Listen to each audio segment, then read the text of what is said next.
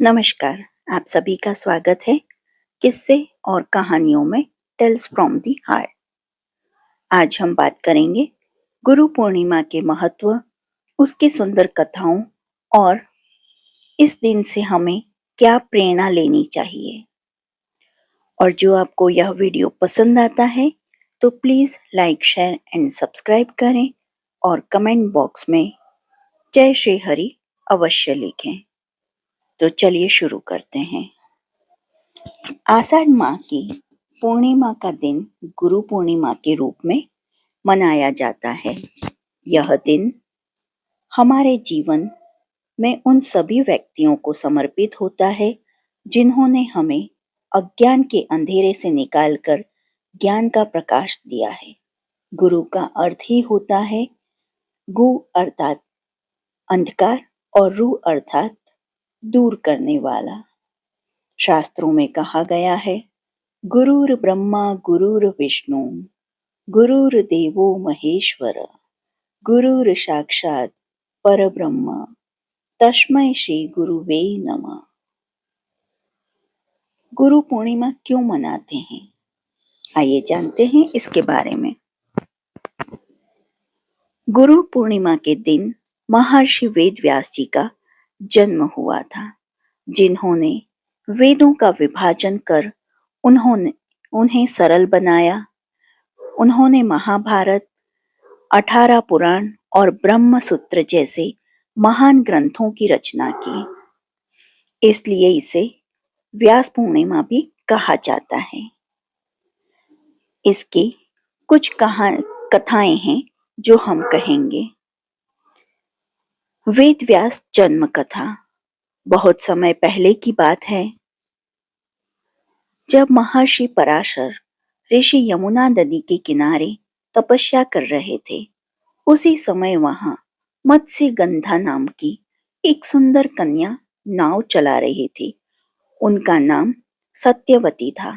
सत्यवती ने अपने पवित्रता और सेवा भाव से महर्षि पराशर को संतुष्ट किया।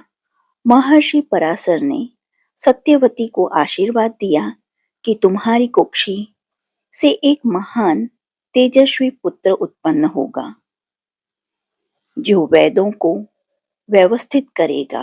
उसी दिन यमुना के मध्य में एक दिव्य प्रकाश हुआ और सत्यवती से वेद व्यास जी का जन्म हुआ।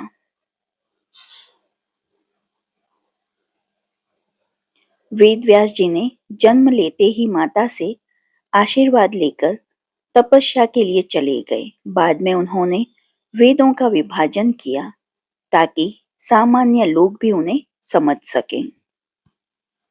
इन्होंने महाभारत जैसा महान ग्रंथ लिखा, जिससे भगवद गीता का दिव्य उपदेश भी सम्मिलित है।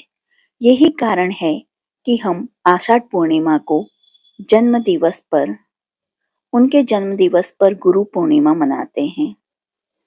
दूसरी कथा है, भगवान शिव ने सप्त ऋषियों को योग का ज्ञान दिया था।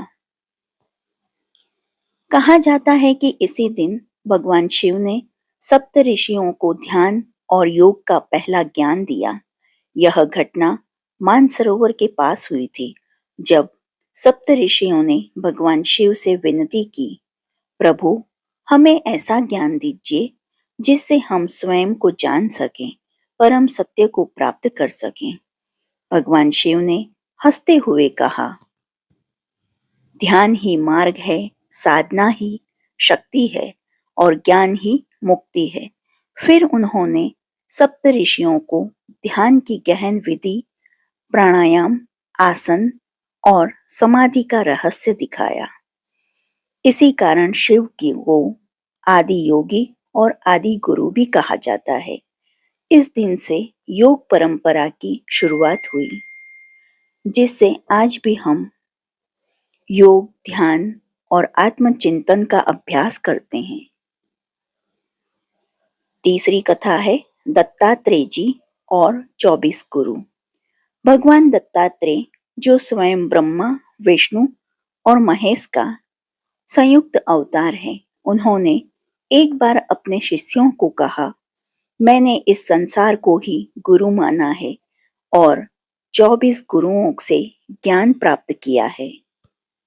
जब शिष्यों ने पूछा कि वे 24 गुरु कौन हैं, तब उन्होंने बताया, पृथ्वी, वायु, आकाश, जल, अग्नि, चंद्रमा, सूर्य, कबूतर, अजगर, समुद्र, पतंगा, मधुमक्खी, हाथी, मृग, मछली, कुररी, बालक, युवती, बाण बनाने वाला, सांप, मकड़ी, ततैया और स्वयं उनके शरीर आदि से उन्होंने जीवन के रहस्य सीखे।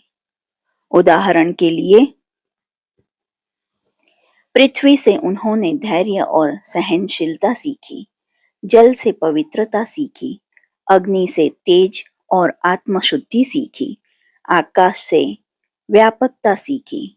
इस प्रकार उन्होंने संसार से सीखकर आत्मज्ञान प्राप्त किया। यह कथा हमें सिखाती है कि सच्चा शिष्य वही है जो हर परिस्थिति और हर जीव से सीखता है।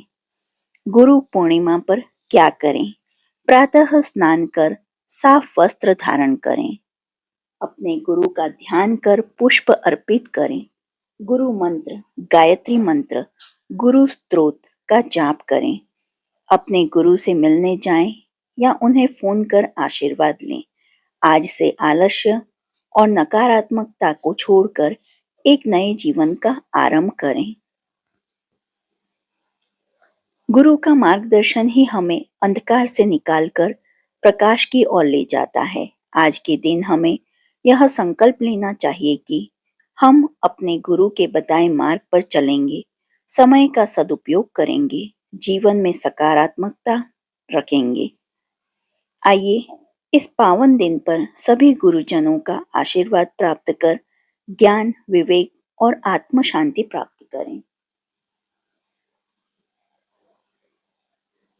गुरुर् ब्रह्मा गुरुर्विष्णु गुरुर्देवो महेश्वर गुरुर् साक्षात् परब्रह्म तस्मै श्री गुरुवे नमः।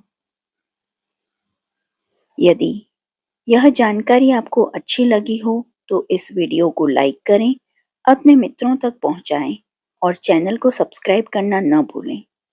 अगले वीडियो में हम फिर मिलेंगे किसी नई जानकारी और आध्यात्मिक विषय के साथ। जय गुरुदेव।